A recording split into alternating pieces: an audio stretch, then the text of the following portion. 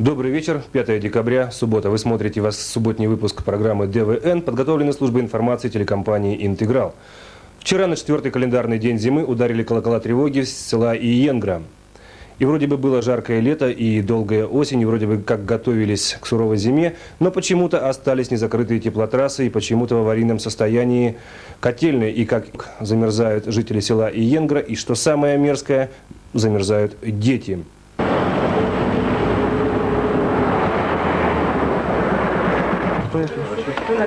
Ну, мы находимся сейчас в школе-интернате села Иенгра. Я беседую. Представьтесь, пожалуйста. Я зауч Золотинской школы-интерната Лядвиг Ольга Михайловна.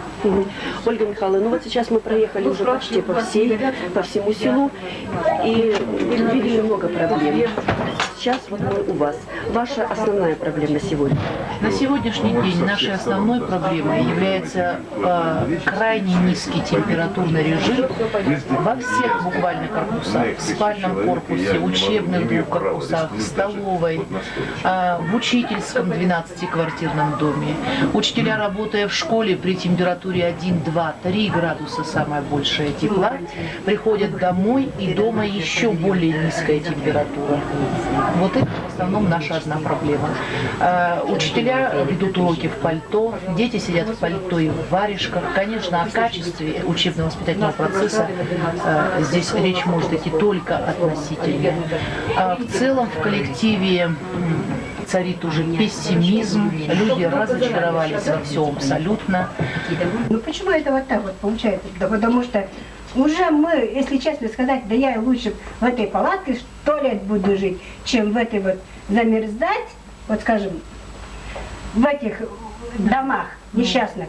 Я, например, у меня новый дом, я всю жизнь жила вот в такой колонке, да, думаю, ну вот, да, 12 квадратных метров, семья, 3 детей, вот, взрослых, ну, скажем, ну, старшему 20 лет, он женился, невестка, в этом мы жили. Меньше дали квартиру. Ладно, я перешла, думаю, там все буду делать. И что вы думаете, я там замерзла, ушла, ведь в обогреватель мы только в духовке ставишь, больше ничего не охота делать. Минусовая, минус 3 градуса. Вот так и получается. Но вообще-то все от безхозяйственности, от того, что... Ну, у нас, я что хотела сказать, 12 числа, 12 октября я выхожу на работу, у нас была сессия нашего совета. Как главу администрации села Иенгра, Тамтосова, мы пригласили. Был Леонид Афанасьевич на торговке, на сессии.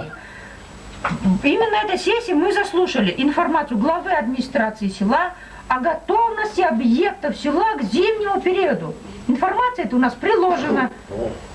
Объяснил мне, что значит к теплу, ну, будет тепло, уголь будет, проблем не будет, к зиме мы готовы. Это было 12 октября. А у нас вот получилось на сегодня, что мы к зиме не готовы. Потому что почему еще вот много тепла, может, энергии уходит, тот же самый теплотрасса. Вот где бы мы ни прошли, многие теплотрассы уже открыты. Самым натуральным.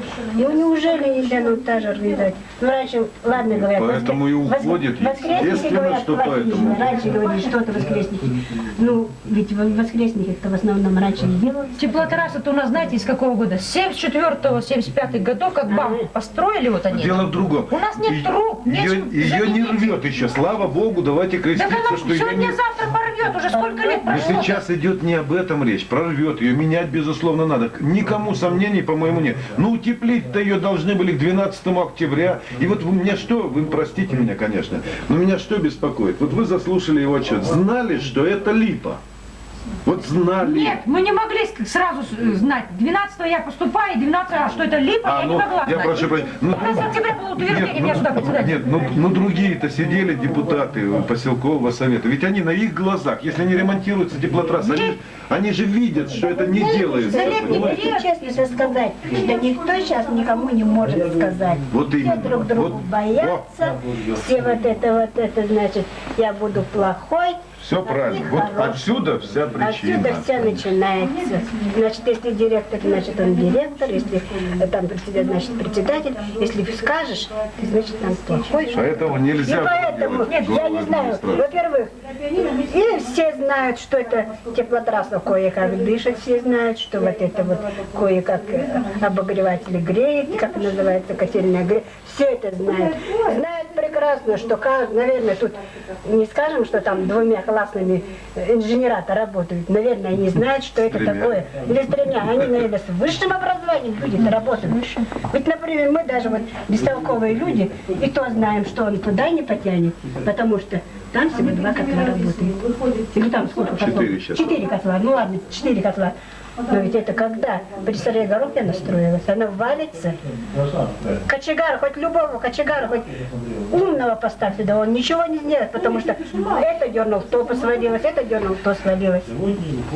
Потому что инженерная сеть не работает. Они летом спят, а зимой начинают бегать, где у них там... Когда авария только Да, авария начинаем начинает искать, бегать. кто... Вот это есть. Самое обидное, что мы не знаем, кто у нас крайний, кто же все-таки виновник. Вот сегодня бы наказать этого виновного, который Да никто не котельный, накажет. где насос летит, там что-то у нас насосы летят. Мы не знаем, с кого же Да ответственность никто никого не накажет, что вы, дай Боже. причина, да? Да. И Да. по какой причине горят вот эти, допустим, те или Да иные никто никого не накажет. насосы? Потому что каждый боится за свой авторитет или за что. Как тебя зовут? Славик, ты живешь где? Смотреть А ночуешь где? в интернете В интернете. Тебе нравится здесь? нравится. А что тебе нравится? Что тебе здесь нравится? Ну, учимся, боремся. Да? А что не нравится? Что тебе не нравится здесь? Что здесь плохо? Холодно. Холодно? Ты вот все время так сейчас ходишь, да? Нет, только сейчас лишь. А спишь в чем? Где Я? спишь? В спальне тепло? Тепло. Разве тепло? А? В спальне тепло? Ну, мы так делаем, так как все. Ну так ночью холодно. Ничего.